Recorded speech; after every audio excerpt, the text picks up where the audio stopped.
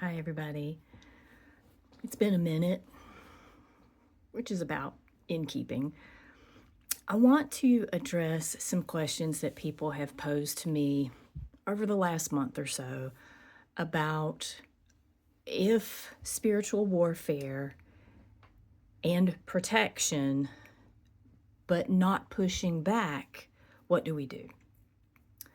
And I want to answer this from an animistic perspective. And I should say my animistic perspective. There are many animisms. And I don't know all the things. This is just kind of like my baseline and where I'm operating from, and I would love to hear what yours is. So, if we're coming from this place as animists that everything is in relationship, everything is a being, that means that things don't really go away. And that means that there is no such thing as change from within. Now, if we were all operating from within on the same page of what it means to generate change, then I can see that.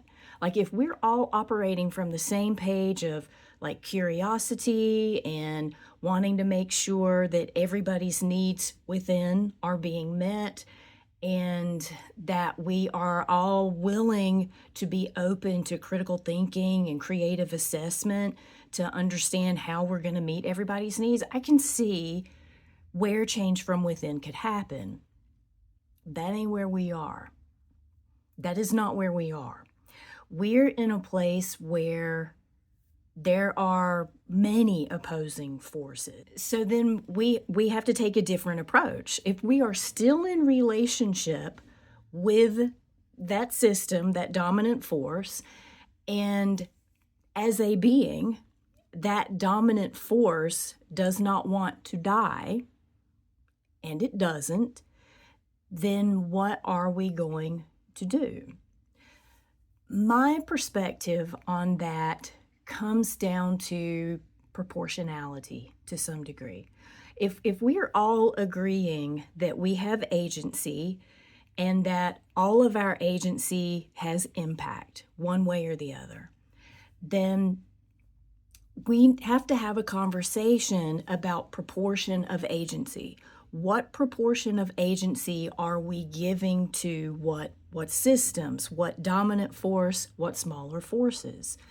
So if we can't change the system from within, then that means that we have to pull out, we have to extract, maybe depossess and deathlock our agency from that dominant system as much as we can. It can't be completely, because we still have to have electricity and lights and jobs and try to survive for another day. I mean, that we have to have it to some degree. So what proportion of your agency can you pull back from the dominant structures and allocate to structures that are intentionally outcreating the system? That's the way I look at it. When we elevate the voices that have solutions, that have the critical thinking skills, that have the creative solutions, that have the ability, they have more agency. Like they might have literally more voice in the current relationship structures. When we elevate those people, we are outcreating the dominant system. When we elect leadership that doesn't look like the current leadership, which reflects the leadership of always on this land in the time that Europeans have been here, that is how we're outcreating the system. When we are out there in our immediate local communities and ecosystems and doing what they need, listening for what they need and doing it where we can, that is outcreating the system. When you are going into your community and your ecosystem and telling them what you need, that is outcreating the system. That is deep rebellion to be able to say what you need. Find those local supports. I have a friend who's deeply involved in her local, like reciprocal sharing of resources group. And if you don't find one, can you create one? Do you have some people that you can fall back on to create one? That's the kind of outcreating that we have to do right now. It's the kind of knowledge that we have to gain. And that's the way that we decrease the amount of agency that we're giving to the oversystem or systems. Will they die? Will it die? That's up to it. It's not up to us. That's why I say we don't go toe to toe with this. We find the creative little spaces around it to make a different structure and give more energy to that structure, those structures, those voices than we're giving to the scrolling and to the algorithms and to the talking heads. So yes, we're still in relationship with them. It's not that we end relationship. And even if that system, those systems choose to die, we're still in relationship with them.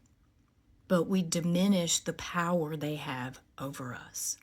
I feel you. And I appreciate your questions. I appreciate the time and the thought that people take to send me questions about things that are genuinely perplexing them, not just at an intellectual level, but at a spiritual and emotional level. I hear you. I see you. I have them too. I don't have all the answers. All I can do is share what my purview is. Your mileage may vary, as well it should, and I would love to hear it. I would love to hear about your journey and how you outcreate the systems.